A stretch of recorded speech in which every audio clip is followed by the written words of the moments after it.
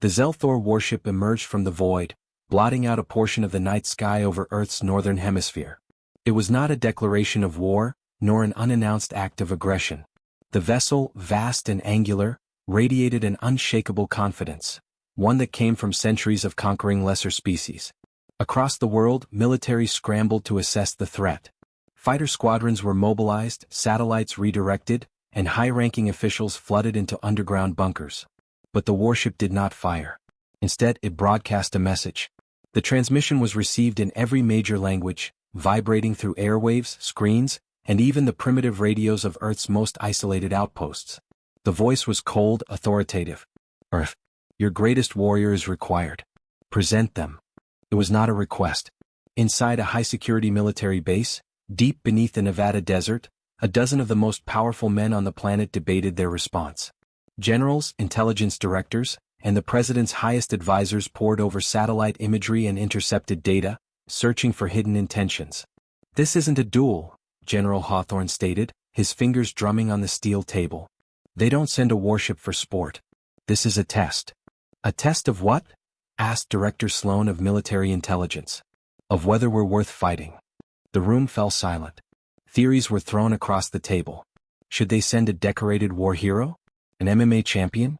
A Black Ops operative with decades of unrecorded victories? Every option seemed insufficient. The Zelthor were a known force in the galaxy, undefeated in direct combat. If they wanted a fight, they would get one, but it would be on their terms. A voice, calm and unimpressed, cut through the discussion. "This is a waste of time." Master Sergeant Victor Kane stood at the far end of the room, arms crossed over his chest. His uniform, a decade older than regulation demanded, was pressed to an almost militant perfection. Scars traced the back of his hands, mementos from battles fought in places never recorded on official maps. He was not the largest man in the room nor the highest ranking, but there was something in the way he carried himself, something immovable. General Hawthorne turned to him. "Something to add, Sergeant?" Kane exhaled through his nose. "If they wanted a fight, they'd already be skinning us alive. They don't need permission." Sloan narrowed his eyes. "So what do they want?" Kane rolled his shoulders, his gaze never shifting from the data screen displaying the alien vessel. "They want to see if we flinch. If we send a man who fights with his fists, they'll know we're just like every species they've crushed before. But if we send a man who builds warriors, they'll have to start asking the right questions." The room considered his words. Kane didn't do theatrics. He had spent 30 years breaking men down to their most primal selves, then forging them into something stronger. He had trained soldiers who had never lost a battle. If there was such a thing as a greatest warrior, it wasn't the one covered in medals. It was the one standing in front of them, cigar tucked behind his ear, already tired of this conversation. Hawthorne's lips pressed into a thin line. "You're saying we send a drill instructor?" "I'm saying you send me." The Zelthor transport descended like a blade through the sky, silent, its metal hull swallowing the desert sun. The air shimmered with residual heat as the landing ramp extended. A figure emerged. It was taller than any human, encased in segmented armor that rippled like living metal. Its posture was regal, deliberate. Two black, pupil-less eyes surveyed the assembled humans, their expressions hidden behind military stoicism. The Zelthor officer came to a halt, his voice echoing through the air without a visible speaker. "Where is your greatest warrior?" Kane stepped forward. The alien's gaze settled on him, scanning, assessing. He was expecting something else, something larger, something more visibly dangerous. Kane lit his cigar. The Zelthor officer straightened. "Explain." Kane let the silence linger just long enough to become uncomfortable. Then he spoke, his voice gravel and iron. "Strength isn't about swinging your fists harder than the other guy. It's about breaking, enduring, and coming back meaner than before." He took a drag, exhaling smoke toward the alien's unreadable face. "You wanted our best warrior? You got him." For the first time, the Zelthor hesitated. This was not what he had expected. And that meant it was working. The Zelthor officer, now introduced as Commander Vorek, regarded Kane with a measured intensity. The silence between them stretched, thick with expectation. Then, with a motion that was more proclamation than invitation, Vorek gestured toward the open desert. "We test strength through combat." Kane exhaled smoke through his nose. "That's so." Vorek's armored shoulders shifted, a subtle expression of irritation. "Your rank does not concern me. You were presented as Earth's greatest warrior. You will fight. Kane chuckled low and amused. You think strength is just about throwing hands? He flicked the cigar to the ground, crushing it under his boot. I've trained men who could break you in half. And they tell you the same thing, fighting's easy. Winning a war? That's something else. Vorek's stance stiffened. Do you refuse the challenge? Kane rolled his neck, joints cracking. I'm giving you a real one. The alien's black, depthless eyes narrowed. Explain. Endurance, control, discipline. Strength isn't just about overpowering someone in the moment. It's about lasting longer than they can, outthinking them, making sure when they fall they stay down. Kane crossed his arms. You want to test warriors? Fine. Let's see if you can last a day in my world. There was a pause as the words sank in. Vorek considered him, then inclined his head slightly. Agreed. What is the first trial? Kane didn't answer right away. Instead, he turned to one of the junior officers standing by, arms locked behind his back. Get me a ruck. The young lieutenant blinked, then scrambled to retrieve the requested item. Within moments he returned, holding a weighted military rucksack, 70 pounds of gear meant for endurance marches. Kane slung it over one shoulder, tightening the straps across his chest. We march. Vorek observed the pack, then Kane. This is your test? Kane tightened the final strap. War ain't about glory, alien. It's about pushing yourself past your breaking point. You keep going when you want to stop. You keep going when everything hurts. You think your kind are warriors? Let's see how far you get before you quit. Vorek straightened, his pride unmistakable. I do not quit. Kane grinned. Then start walking. The desert heat was a living thing. It wrapped around them, turning every breath into labor, every step into punishment. Kane set a brutal pace, his boots sinking into the sand, his body moving with the unshakable rhythm of a man who had done this 100 times before. The Zelthor followed, armor gleaming under the sun, their physiology superior in nearly every way, stronger muscle fibers, enhanced reflexes, regenerative cells. But they weren't built for this. Kane knew it before the first hour was up. He could hear Vorek's breath shifting, see the stiffness in his stride. The Zelthor were made for war, but war to them was a series of explosive encounters, short, devastating, efficient. They did not slog, they did not endure without reason. Kane did. By mile 15 Vorek's controlled breathing had turned into something more laborious. The desert stretched endlessly, its cruel expanse indifferent to the superiority of alien biology. Kane hadn't slowed, his movements as steady as they were at the start. He could feel the sweat carving lines through the dust on his skin, the burn settling deep into his bones, but it was familiar. It was nothing new. Vorek stumbled. Kane didn't stop. The alien caught himself, regaining balance, but Kane had already seen the crack form. It was subtle, but it was there.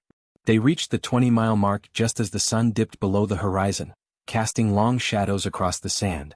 Kane let his ruck drop, rolling his shoulders. Vorek, breathing heavily, removed his helmet. His skin, a deep obsidian hue, was slick with a thin layer of cooling fluid. He looked at Kane, something unreadable in his gaze.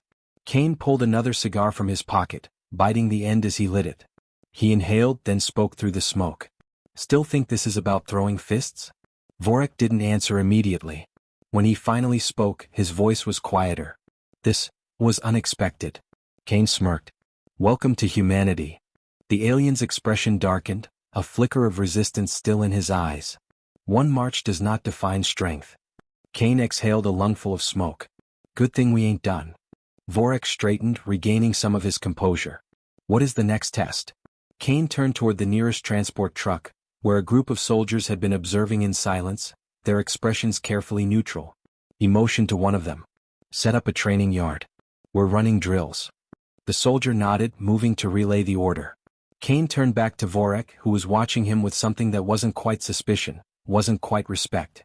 You want to know why humanity wins? Kane said, stepping closer, voice steady. Because we don't fight like you. We don't throw everything into a single battle and expect the enemy to fold. We grind them down. We teach our people how to survive, how to obey, how to think under pressure. You're about to find out what that means. Vorek's eyes narrowed. I do not take orders. Kane's grin was slow, knowing. You do now. The floodlights cast harsh white beams across the makeshift training yard, illuminating rows of obstacles, sand pits, and a course that had broken more recruits than Kane cared to count. The night air was cooler than the brutal desert heat of the day, but it carried no relief for what was to come. Vorek stood at the center of it all, his armor dulled by dust, his breathing measured but heavier than before. Kane had seen that look before, the quiet calculation of a man who had just realized he was in over his head but was too damn proud to admit it. Kane tossed a battered training baton at the alien's feet. "Pick it up." Vorek's black, pupilless eyes flicked to the weapon, then back to Kane. "You intend to fight now?" Kane shook his head. "I intend to show you why your kind keeps losing wars before they even start." Vorek bent to retrieve the baton. His movements were controlled, but Kane didn't miss the stiffness in his posture, the weight of exhaustion pressing into him. Good. He was feeling it now. Kane turned to the line of soldiers waiting silently at the edge of the training yard.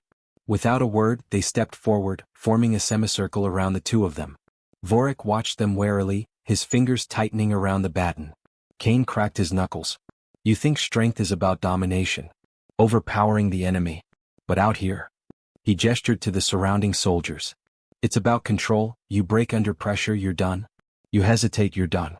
You lose discipline and the men following you die. You want to prove yourself? Prove you can keep your head." One of the soldiers stepped forward. Young, lean, the kind of recruit Kane had drilled into the dirt more times than he could count. He carried an identical training baton held loosely in his grip. Kane nodded toward him. "He's going to attack you. Your job? Don't let him." Vorek scoffed. "This is your test?" The soldier moved. The strike came fast, faster than any human had a right to move after a full day's march.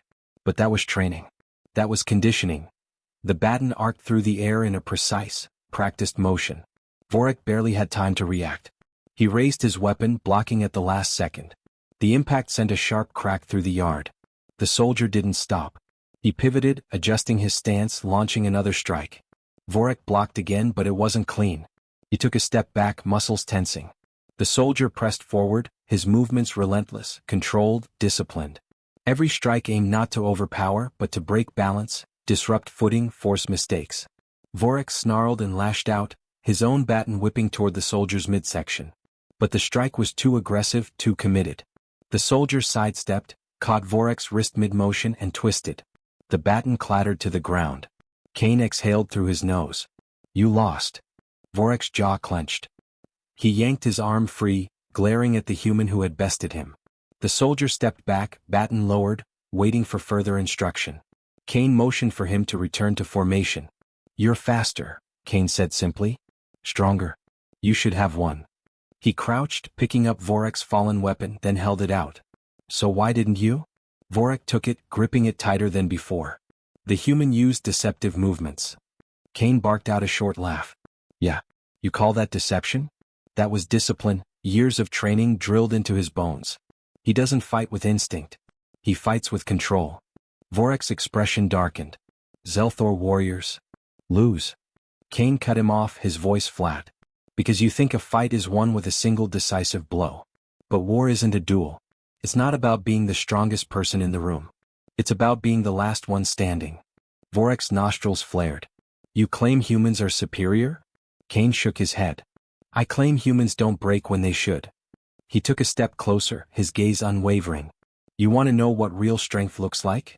You don't find it in a fist fight. You find it when a man's been through hell, bled, suffered, lost everything, and he still gets back up." The words hung in the air between them. Vorek said nothing. Kane could see the war waging behind those black eyes. The pride, the arrogance, but also the doubt. The creeping realization that, for all his physical superiority, he had been playing the wrong game. Finally the alien exhaled. "What is the next test?" Kane let the moment stretch before answering. "You're going to lead." Vorek's brow furrowed. "Lead what?" Kane motioned toward the waiting soldiers. "Them?" Vorek looked at the humans, then back at Kane. "You expect me to command your men?" Kane's smirk was sharp, knowing. "I expect you to keep up." The silence stretched between them, thick with unspoken challenge. Vorek's gaze flicked over the assembled soldiers, their eyes steady, their expressions unreadable. He had fought wars, commanded fleets, crushed civilizations beneath the iron will of the Zelthor Dominion, but this was different. These humans did not look at him with fear or awe. They looked at him as something to be measured, weighed, and found either wanting or worthy. Kane folded his arms. "Orders, Commander." Vorek's jaw tensed. He had been given commands his entire existence, but here now he was expected to give them, to creatures he had been raised to believe were lesser. His pride bristled against the notion, But something deeper, something colder, reminded him that pride had already cost him once today. He straightened. Form ranks. The soldiers moved without hesitation, falling into precise lines. There was no fumbling, no questioning. Just movement, fluid and efficient. He felt a flicker of approval, then caught himself. "Run the course," he ordered, his voice carrying across the yard. The men broke into motion. Vorik watched as they navigated the brutal sequence of obstacles. Walls, trenches, rope climbs and brutal sprints through shifting sand. They executed each maneuver with a precision that unsettled him. There was no wasted motion, no hesitation. He expected them to falter, to break formation, to move as individuals rather than a unit, but they didn't. They had been trained too well. Kane stood beside him, arms still folded. "Not what you expected, huh?" Vorik didn't answer immediately. His mind worked through the implications, turning over variables like pieces in a battle plan. The Zelthor trained their warriors rigorously, but their philosophy was built around dominance, overpowering an enemy with raw strength and superior firepower. Their warriors fought as titans. These humans? They fought as something far worse. They fought as a machine. "You don't train for combat," Vorik murmured. "You train for war." Kane's lips curled slightly, but there was no humor in it. "Now you're getting it." Vorik turned his attention back to the course. One soldier stumbled on a rope climb, fingers slipping against the fiber. Instantly, the man behind him reached out, stabilizing him for a fraction of a second, just long enough for him to regain his grip. No hesitation. No words. Just an unspoken bond of survival. Vorik frowned. In Zelthor battle doctrine, a warrior who could not keep up was left behind. There was no room for weakness. And yet, these humans accounted for it. They didn't see a momentary failure as a flaw. They saw it as something to be corrected. Kane's voice cut through his thoughts. "You starting to see why we don't break?" Vorik's grip tightened behind his back. He hated this feeling, this creeping realization that he had been looking at the universe through the wrong lens. His kind believed strength was absolute, that the strong survived and the weak perished. But humanity had rewritten that law. They didn't just endure. They adapted, they reinforced, they evolved in real time. And that made them dangerous. The last soldier cleared the course and the unit reassembled, standing at rigid attention. Vorik studied them, weighing what he had just witnessed against everything he had believed. Then finally he turned to Kane. "Your people are not the strongest," he admitted. "Not the fastest. Not the most advanced." He exhaled slowly. "But you are relentless." Kane nodded, his expression unreadable. "Took you long enough to figure that out?" Vorik's gaze flicked back to the soldiers. "This training, it is not just for battle. It is preparation for something greater." Kane met his stare without flinching. "It's preparation for the next war. And the one after that. And the one after that. Because the moment you stop training, stop pushing, stop learning, you're already dead." The words settled deep, pressing into the cracks that had begun forming in Vorik's mind. The Zelthor had never lost a war. But for the first time he wondered if that was because they had never fought the right enemy. He turned fully to Kane. "If we were to invade this world, would you fight to the last man?" Kane's voice was calm, steady. "We'd fight past the last man." The weight of that statement sank in. Vorik inhaled deeply, then inclined his head. It was not submission. Not surrender. But it was something close to understanding. "I will take this knowledge back to my people," he said. Kane nodded. "You do that." The Zelthor warship lifted off at dawn, rising into the sky like a silent predator slipping back into the void. Kane watched it go, his expression unreadable. He didn't know what changes, if any, would come from this encounter. But he knew one thing for sure. If the Zelthor ever came back looking for a fight, they wouldn't find one. They'd find a war.